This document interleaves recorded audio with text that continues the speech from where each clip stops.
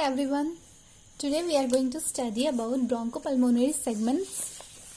Lungs की portion होती है ये ब्रोंकोपल्मोनरी सेगमेंट्स, और ये वेरी इंपॉर्टेंट होता है पोस्टरल ड्रेनेज के लिए. एंड ये सेगमेंट्स में डिवाइड हो जाता है, तो आपको ईच एंड एवरी सेगमेंट मालूम हो तो आप इजीली कोई भी पैथोलॉजी लंग्स के कौन से पोर्शन में है आप बता सकते हो, और फिर वहीं से आप ड्रेनेज कराओगे. तो bronchopulmonary segments are well defined anatomic, functional and surgical sectors of the lung. तो this is the definition of the bronchopulmonary segments. अब हम पढ़ते हैं. Each segment is pyramidal in shape with its apex directed towards the root of the lung. You can see in this diagram.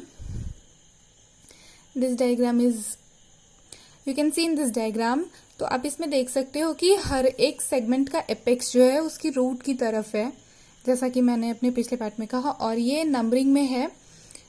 ये एक diagram है. ये वाला जो डायग्राम है ये फ्रंट व्यू है लंग्स का, और ये जो है सेक्शनल पार्ट है, मीन्स की dissection types.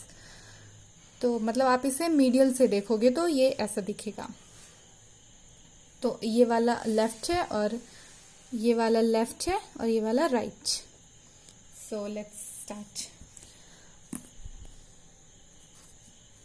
After that, each segment has a segmental bronchus, segmental artery, autonomic nerves and lymph vessels. तो ब्रोंकोपल्मोनरी सेगमेंट्स राइट लंग्स में 10 सेगमेंट होते हैं टोटल, और लेफ्ट लंग में भी 10 सेगमेंट होते हैं टोटल. तो राइट लंग में कितने लोब्स होते हैं? ये 3 लोब होते हैं ना, upper middle and lower lobe. तो अपर लोब में जो है 3 सेगमेंट्स होते हैं. First is apical, second is posterior and third is anterior. APA अपा and the trick is APA. उसके बाद मिडिल लोब में lateral and medial. And lower lobe में फिर से 5 segment, superior, medial basal, anterior basal, lateral basal and posterior basal. This trick is SMALP.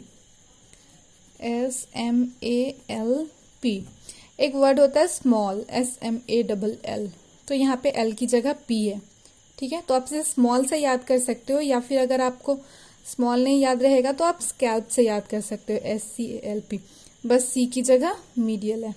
तो दोनों में ही एक वर्ड का डिफरेंस है, तो आप स्कैल्प याद कर लो या फिर स्मॉल याद कर लो. इसके लिए SMALP, क्योंकि ये आपको सीक्वेंस में याद रखनी है कि 6th सुपीरियर है, 7th मीडियल बेसल है, 8th एंटीरियर बेसल है, 9th लैटरल बेसल है, 10th पोस्टीरियर बेसल है.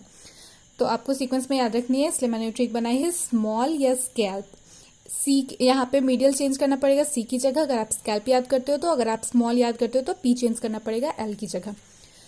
तो ये लोअर राइट लंग कंप्लीट हो गया. अब हम लेफ्ट लंग में आते हैं.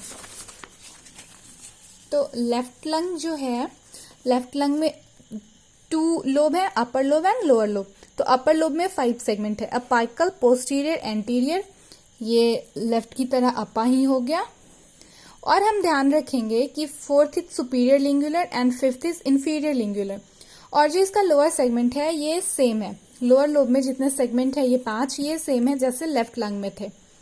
तो superior, medial basal, anterior basal, lateral basal and posterior basal. SMALP. Small या स्कैल्प, जो भी आप याद करना चाहो आप कर सकते हो, ये आपको याद रहेगी इससे. अब हम बस यहाँ पे एक चीज नोटिस करने वाली है कि यहाँ जो 4th सेगमेंट है एंड जो 5th सेगमेंट है, ये दोनों सेगमेंट लेफ्ट लंग और राइट लंग में डिफरेंट है. बाकी सारे सेगमेंट सेम है.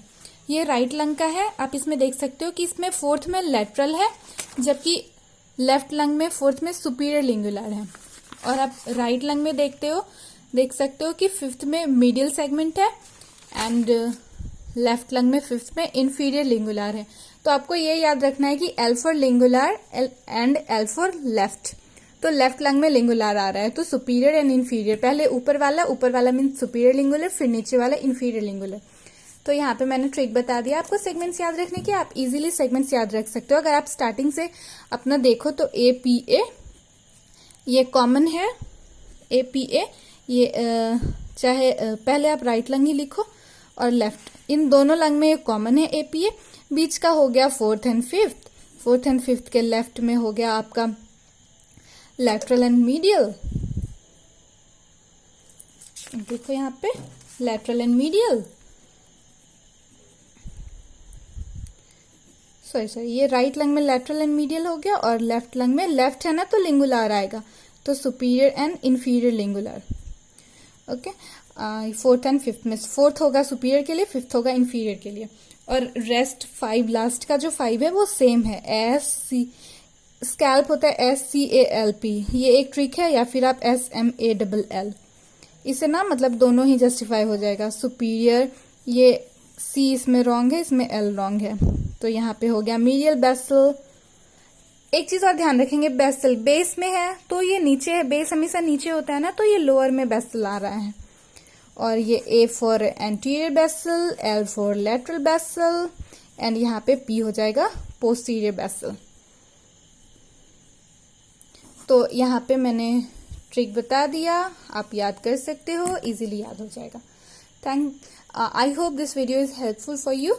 Thank you guys. Thanks for watching. Like, share and subscribe my channel.